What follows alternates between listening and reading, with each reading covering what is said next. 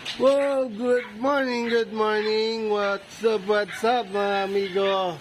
So, ngayon ay November 10. Time check, 6:30 ng umaga. So, ngayon pa lang nararamdaman yung ulan. Nandito kami ng aking asawa. Ayan pa lang ang ulan. Pero buong magdamag, hangin ang naramdaman namin. Ngayon pa lang umuulan. Ayan, kaakyat lang namin. So, ayan o. Pero kagabi, napakalakas ng ulan.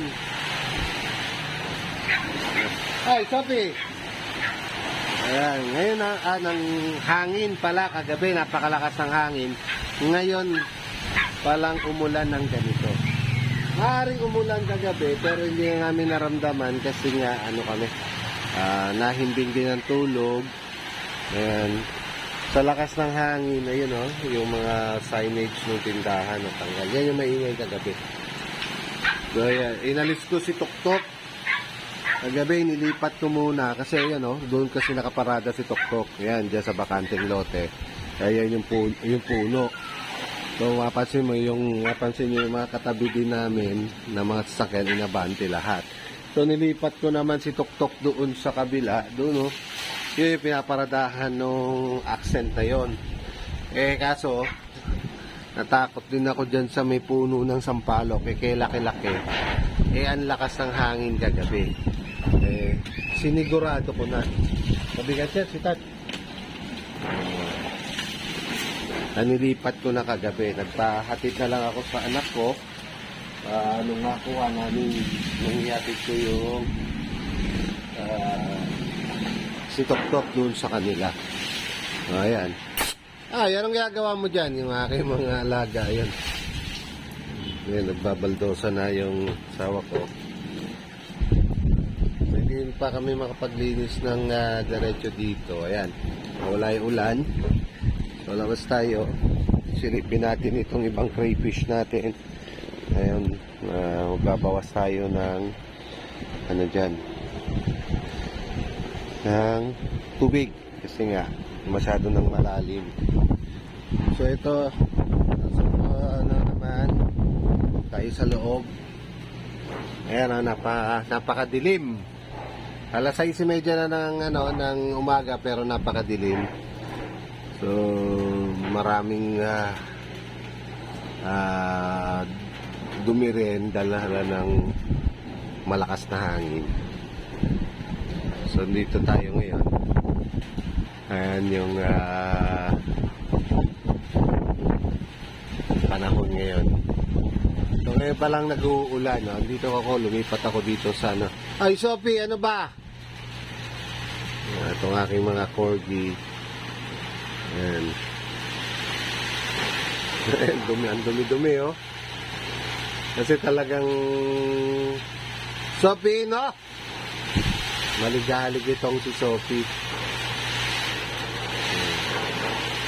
Takbo ng takbo. So ayan yung ulan at hangin, lakas.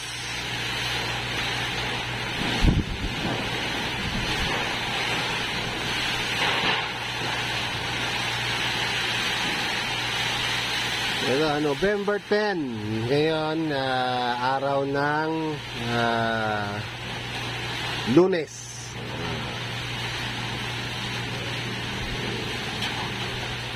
Napakalakas ng ulan. Malamang ngayon mararamdaman yung lakas ng ulan.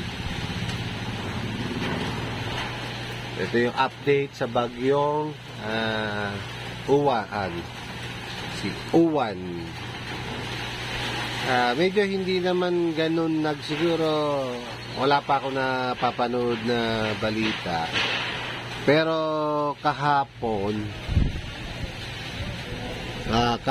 ng Angat Dam tsaka Bustos Dam nagpakawala ng tubig. Maaaring sa bandang itaas malakas ang ulan. Kaya napakaraming tubig ang dam. Pero kagabi, hindi naman namin naramdaman na lumakas ang ulan. May ulan kasi napuno naman yung mga yung sinahod naming mga container, napuno naman. Kaya patuloy tayo mag-ingat sa araw na ito at kasi nga patuloy pa rin nananalasa yung si Bagyong Uwan. Maaaring nakapalabas na ito, pero yung kanyang mga tinatawag na buntot, mas ramdam kasi yung sa buntot ng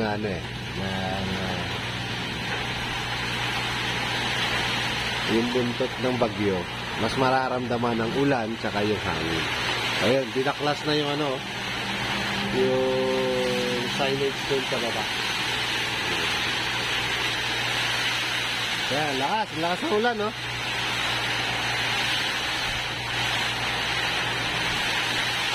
Patuloy na mag-ingat sa mga siguro pag-isipan din ng mga katulad ng mga rider kung magtatrabaho ba sila sa araw na ito. Medyo malakas talaga ang ulan. Ingat-ingat lang po sa lahat ng ating kaibigan na magmamaneho, lalo na yung mga rider natin na masisipag. Ingat lang po. Andito lang ako, nagtatago lang ako dito sa pinaka taguan ng yung isang room ng aking mga alagang aso. Napaganda naman ng matibay. Walang nangyari dito sa ating aking asawa. Malakas ang ulan, mababasa yung aking cellphone lang kasi ang gamit ko sa pagkuha ng video. Yan, wala na, hindi pa tayo doon. Yun. Ngayon, magpapakain na kami.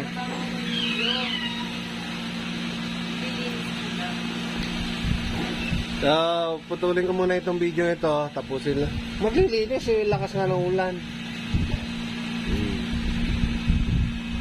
Stay tuned lang dito sa ating channel. Maglinis lang kami. Hello, what's up mga amigo? Ito na si Uwan, ayan si Uwan. Ayan. Talagang malakas ang ulan. Kanina pa yan, bumubuhos ang malakas. Ayan, titigil, lalakas. Ayan. Malamang to sa NLEX, zero visibility yan. Yan lakas na yan. Kung dito nga nagsi-zero visibility. Kaya medyo humupa ng konti. Maya bebelo ulit.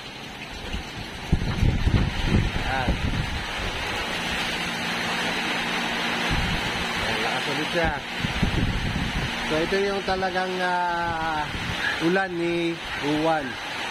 Ngayon pa lang dumaraan dito sa Marilao, Bulacan. Ayan. Napakadilim. Kaya sa mga nagmamaneho, lalo na sa mga NLEX, sigurado yan, zero visibility. So, wag mo tayo magmadali, mag-ingat tayo. Ayan, kung ipansin nyo yung tama ng ulan doon sa mga bubong, talagang ang lakas ng impact. Ayan. And dito kasi nawala na yung, dati may CB dyan nilipad din. Nawala na.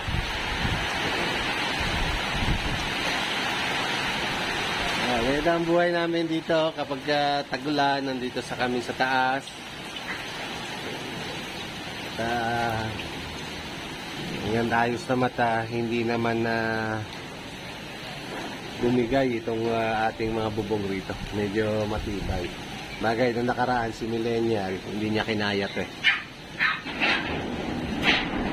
So, medyo yan, ganyan yung ingay niya. Yan, wala na naman yung ulan. Pabugso-bugso yung ulan. Pero pagka umulan, malakas.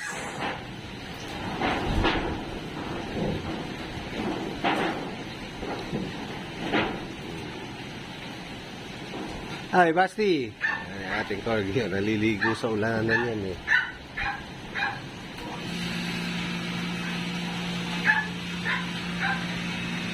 So, stay tuned lang dito sa ating channel at update pa tayo.